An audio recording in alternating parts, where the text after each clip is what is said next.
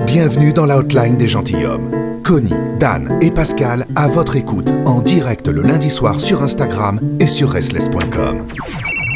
Bonsoir Julia, comment ça va ? Bonsoir à tous, écoutez, ça va bien. Bonsoir Julien. Bonsoir Julia. Salut. Merci d'être dans la hotline, dans notre hotline. Hein. C'est un enregistrement un peu spécial aujourd'hui parce qu'en fait on fait un petit crossover avec Nat et Véro. On profite de l'absence absolument justifiée de Dan et Pascal pour s'éclater avec nos copines. Enfin, en tout cas, Mitch chez moi, on pense bien. On va bien s'éclater. Si vous pouvez s'absenter tous les mois, ça serait pas mal. Hein, on va leur en parler, ou alors il faudrait leur trouver des petites occupations pour les détourner de la hotline lundi soir. On va y réfléchir. Julia, qu'est-ce qui t'amène parmi nous ? Qu'est-ce que tu voudrais nous raconter ? Ce soir, je voulais partager avec vous mes 2 dernières expériences de ghosting que j'ai vécues, pas du tout de la même manière. Alors, si vous voulez bien, on va en m'appeler les 2 monsieur A et monsieur B. Hein. Comme très ça, bien. On dit pas leur prénom. La sensation de ghosting n'a pas été du tout vécue de la même manière parce que je pense que les prémices de la relation n'ont pas du tout été les mêmes. Avec Monsieur A, on a discuté pendant des mois puisque Monsieur A habite à 400 km de chez moi. Via une application de rencontre où on peut switcher, je like pas, et la conversation a commencé, on va dire, doucement, simplement, par des messages, ensuite des appels vocaux, des échanges de vidéos, tout ça, jusqu'à ce que Mister A me dise écoute, ce serait bien qu'on se rencontre.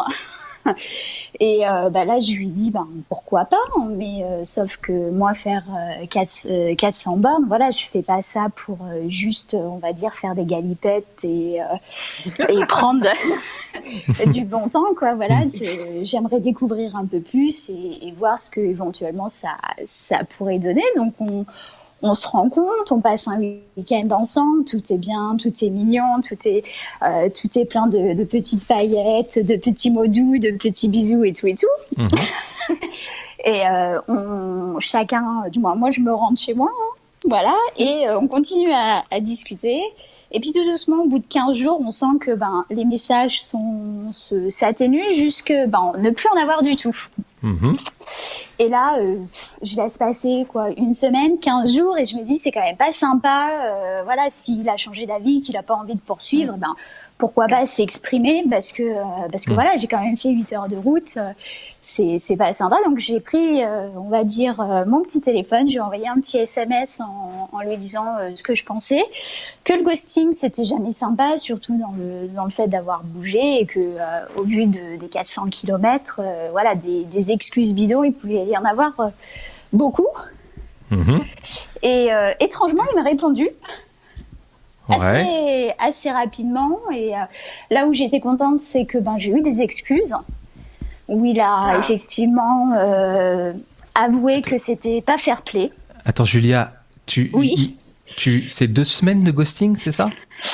Oui, 2 semaines. C'est vraiment 2 semaines, on peut appeler ça un ghosting ? Comment ça ? Bien sûr. Ah ouais ? En fait, la relation a commencé, on va dire, on a commencé à échanger parce que, en fait, juillet. Pardon, excuse-moi, c'était peut-être un peu abrupt, mais tu avais l'air de dire que la relation s'étirait, etc., qu'il n'y avait plus grand-chose. Donc, la manière dont tu as eu de le raconter, j'ai eu la sensation que ça s'est terminé, et puis après, vous répondiez plus, tu vois. Là, t'étais vachement active.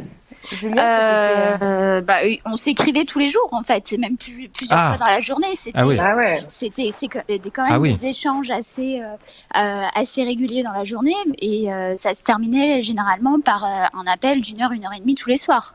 Ah oui, non, d'accord, c'est pas du tout. Ouais, moi j'avais pas compris ça. Ah oui, donc il a disparu pendant 2 semaines. C'est ça. C'est plus de son, plus d'image. T'as envoyé des messages, mais il répondait jamais. Et en fait, au début, il me disait voilà, je suis un peu speed, j'ai beaucoup de boulot, tout ça. Et donc au bout d'un moment, voilà, c'est ça, c'est qu'on se dit c'est bon. il y a anguille sous roche. On va pas trop relancer non plus parce que je veux pas être la fille en attente. Bien Et sûr. puis, Tu veux pas être la relou, tu veux pas être celle qui. Non, mais moi, tout à fait. c'est ça. Et puis après, voilà, on s'était pas promis monts et merveilles, on n'était pas en couple. Voilà, c'était. J'avais envie de creuser, de gratter, de voir ce qu'il y avait un peu ces 2 jours et ces 3 mois de communication intensive. Ouais. Et Du coup, pour reprendre ton histoire, il y a les 2 semaines de ghosting, tu le recontactes, il s'excuse, ouais. et après, qu'est-ce qui se passe? Et ben en fait non, moi j'avais pas besoin. En fait, j'avais juste besoin d'exprimer mon mécontentement, de lui dire que ben voilà, ça se fait pas. J'ai quand même fait 8 heures de route aller-retour, un minimum de respect pour moi et voilà que voilà, s'il a pas envie, voilà, ça peut se dire. Il y a pas de, c'est pas dommageable. J'attendais pas forcément de réponse. Ouais. C'était juste pour en fait pour moi. De me dire ben voilà, j'ai tapé un peu du poing et dire bah écoute, je suis pas d'accord, on ne traite pas les gens comme ça, on n'est pas on n'est pas de la consommation courante, quoi. Voilà, je te prends, je te jette. Et ça t'a fait du bien alors? Est-ce que tu avais écouté l'épisode avec Fabienne à ce moment-là? Non, l'épisode avec Fabienne Kramer en fait, qui avait conseillé de faire exactement ce que tu as fait. Si, je l'ai écouté et il a mis, j'ai vu qu'il avait mis une demi-heure à peu près à me répondre parce que vous savez avec WhatsApp on peut voir écrit pas. Et là, quand j'ai envoyé le message, il a lu de suite et je voyais écrit pas. Je dis mince, quelle c'est est vraiment l'excuse. l'enfer quand même ces WhatsApp maintenant. Ouais. Tout se sait quoi. Ouais. C'est clair. Et Julia, qu'est-ce qui fait que tu attends 2 semaines avant de le recontacter? Parce que quand tu passes de tout à rien comme ça, c'est quand même très long 2 semaines. Parce que j'étais pas forcément moi non plus, comment te dire, en attente constante et quotidienne de news quoi. Et puis j'avais besoin de clôturer l'histoire, d'y mettre un point final. J'aime bien quand c'est clair et net en fait. Et puis en plus tu te dis quand même, bon, à chaque jour qui passe tu te dis bon, il va quand même m'écrire aujourd'hui, à mon avis t'as l'espoir, tu vois, tu te dis allez aujourd'hui. Eh bien, en fait, non, jamais. Donc, au bout de 15 jours, on comprend. Voilà. Donc, t'as un point final à cette histoire-là. Tu veux nous raconter la deuxième? Et qu'on puisse se comparer et puis. La deuxième, on va l'appeler Mister B. Donc, Mister B, j'ai commencé à discuter à peu près en même temps que Mister A. Sauf que du coup, ça s'est atténué les échanges pendant que j'étais en grande communication avec Mister A. Et il est revenu à la charge. On a beaucoup discuté. C'était un monsieur qui a une voix d'enfer.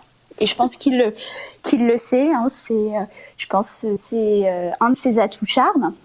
Et on avait prévu de se voir jeudi dernier, après une attente à peu près de 15 jours, le temps de coïncider les emplois du temps de tout le monde. Et le matin du jour où on devait se voir, il me fait tic-tac, c'est ce soir qu'on se voit.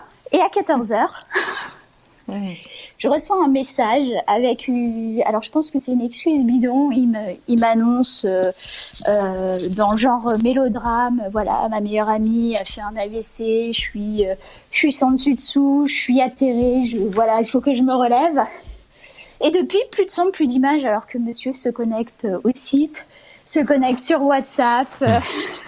Et tu lui as renvoyé des messages, hein, Non, celui-là, je lui en ai pas renvoyé, et je pense que, vu que je l'ai pas, j'ai pas eu la même intensité d'échange, je lui exprimerai pas mon envie de lui dire que voilà, c'est pas bien, ça manque de bienveillance et de respect.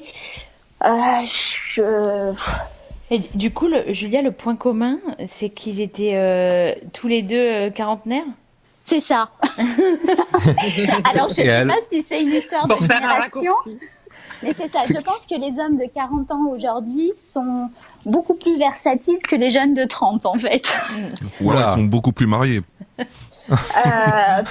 Non, mais je pense qu'ils ont été mariés, ils ont eu des enfants, ils ont vécu les galères de couple, et qu'aujourd'hui, en fait, ils ont envie de s'amuser, et voilà, ils peuvent switcher.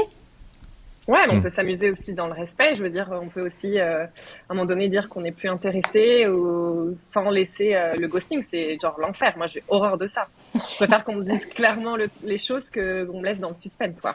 Ah, mais je suis totalement d'accord. Après, je dirais, il y a ghosting et ghosting. En fait, voilà, s'il y a eu un échange de deux messages avec quelqu'un, je peux pas appeler ça du ghosting. Mais quand il y a c'est ce que tu racontes d'ailleurs dans tes histoires, c'est qu'il y en a un où tu as investi du temps, tu t'es déplacé, etc. Il y a eu des échanges. Et l'autre, c'était plus, vous avez même pas eu l'occasion de vous voir au final, donc tu l'as pris un peu moins mal, on va dire.